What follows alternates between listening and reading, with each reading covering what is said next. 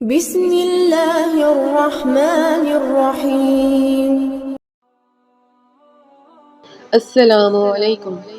سلمیٰ ایک انتہائی محنتی اور فرض شناس لڑکی تھی۔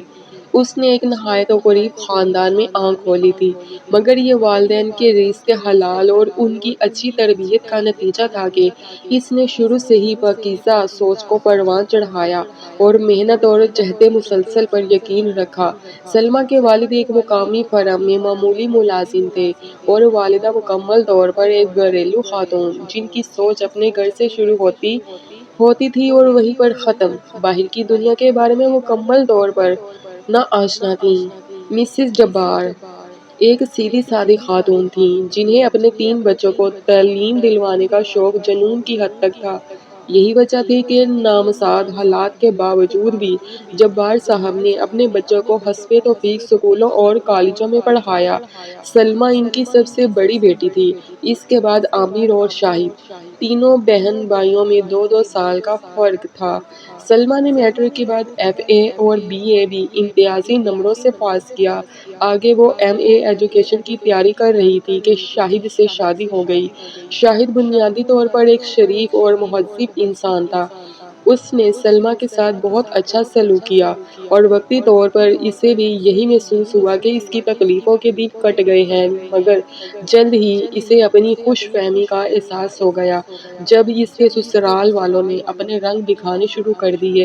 اس کی ساس اور ایک نند نے صحیح معنوں میں اس کا ناطقہ بند کر دیا۔ سلمیٰ نہ صرف پڑھائی میں اچھی تھی بلکہ اس کی امی نے اسے گھر گھرستی کے رموز بھی بخوبی سکھائے تھے۔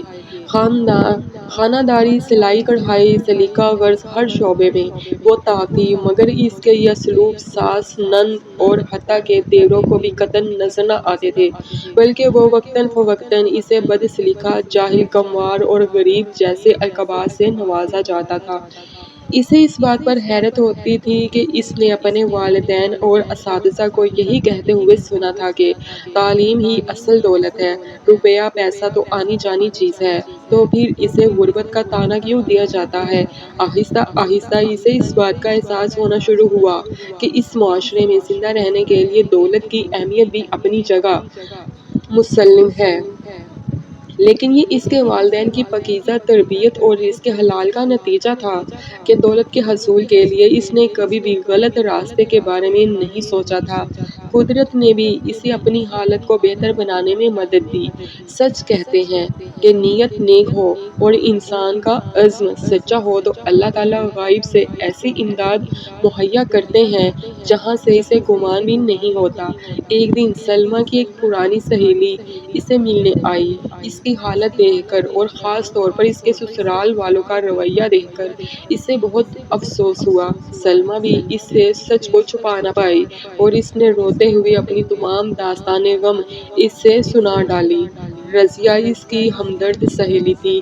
اس نے مشورہ دیا کہ وہ علامہ اقبال اوپن یونیورسٹی کی فاصلاتی تعلیم کی سہولت سے فائدہ اٹھائے اور اپنا MA مکمل کرے۔ اس طرح وہ گھریلو کام بھی کر سکے گی اور اپنی تعلیم بھی بڑھا لے گی۔ چنانچہ اس نے کچھ بحث کر کے اور اپنے شوہر کی رضامندی سے وہاں اپلائی کر دیا۔ ساس کو پتہ چلا تو اس نے آسمان سر پہ اٹھا لیا کہ اب گھر کا کام کون کرے گا، گھر کی ذمہ داری کون اٹھائے گا؟ تو شاہد نے انہیں سمجھایا کہ اس نظام میں سلمیٰ کا یونیورسٹی جانا ضروری نہیں، اس لیے وہ گھر کے کاموں کو بھی سر انجام دیتی رہے گی۔ سلمیٰ سلائی کڑھائی میں تو ماہر تھی ہی، اللہ نے اس کی ایک اور طریقے سے بھی مدد فرمائی۔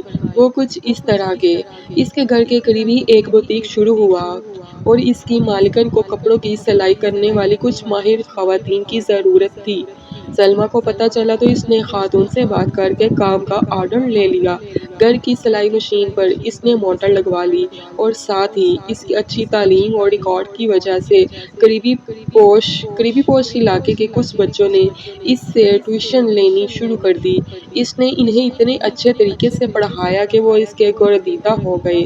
جب اس کی ساس اور دیوروں نے دیکھا کہ وہ گھریلو کام کرنے کے ساتھ پیسے بھی کما رہی ہے تو انہوں نے سختی بھی کچھ کم کر دی۔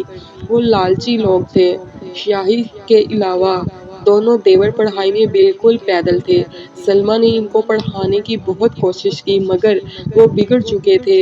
اسی طرح اس کی نند بھی میٹرک کر کے گھر میں فارغ تھی اور اسے سارا دن تیار ہو کر ٹی وی دیکھنے کے علاوہ اور بھابھی کی شکایتیں لگانے کے علاوہ کوئی کام نہ ہوتا تھا۔ سلمیٰ کی ماں جب یہ ساری صورتحال دیکھتی تو اسے بہت رنج ہوتا مگر پھر شاہد کی شرافت اور اس کے حسن سلوک کو دیکھتے ہوئے اسے کسی حد تک صبر آ جاتا اور وہ اپنی بیٹی کے اچھے نصیبوں کی دعائیں کرتی ہوئی چلی جاتی۔ شادی کو 2 سال گزر گئے۔ سلمیٰ کی گود ابھی تک خالی تھی اور اس کی ساس کے چلائے ہوئے نشستروں میں سے اس کے بانجھ ہونے کے طعنوں کا اضافہ بھی ہو چکا تھا۔ اسی دوران اس کا MA بہت اچھے نمبروں سے پاس ہو گیا تھا اور اس نے اسپیشلائزیشن کے لیے آگے اپلائی کر دیا۔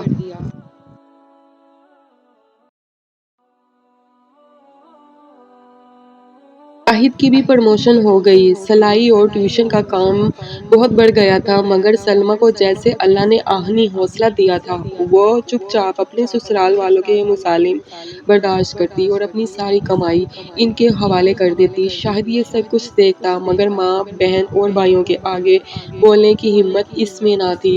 گھر کا بوجھ کم کرنے کے لیے اس نے بھی شام کو ایک فیکٹری میں جانا شروع کر دیا تھا۔ اسی دوران حکومت کی طرف سے اسکولوں کے پرنسپل اور سینئر اساتذہ کی خالی نشستوں کا اشتہار اخبار میں چھپا۔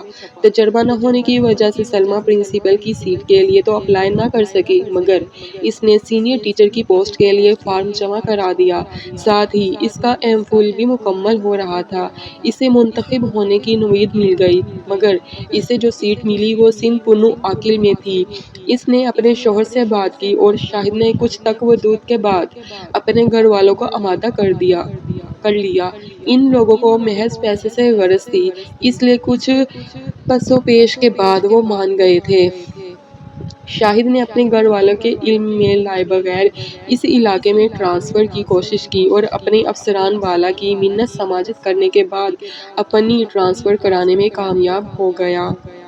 خدا نے جیسے ان دونوں کو صبر اور اچھی نیت کا ثمر دیا۔ جیسے ہی وہ دونوں پونو عاقل شفٹ ہوئے سلمیٰ کی گود بھی ہری ہو گئی۔ 5 سالہ تجربہ مکمل ہونے پر اس نے پرنسپل کے لیے درخواست دی اور تحریری امتحان بھی پاس کیا۔ اچھے تعلیمی کیریئر اور شاندار ریکارڈ کو مد نظر رکھتے ہوئے انٹرویو پینل کے اراکین نے کامیاب امیدواروں میں سے اسے پہلے نمبر پر منتخب کیا۔ اس دوران اللہ تعالیٰ نے اسے ایک بیٹے اور بیٹی سے بھی نواز دیا تھا۔ شاہد نے اپنی بہن کا رشتہ دفتر کے ایک عمر رسیدہ کلرک سے کر دیا اور اپنے بھائیوں کو قرضہ لے کر باہر بھجوا دیا۔ باہر کے دھکے کھانے سے ان کی بری عادتیں بھی کم ہوئیں وہیں ان کو مزدوری کرنا پڑی۔ اب ماں اور باپ کو شاہد نے ساتھ رکھ لیا۔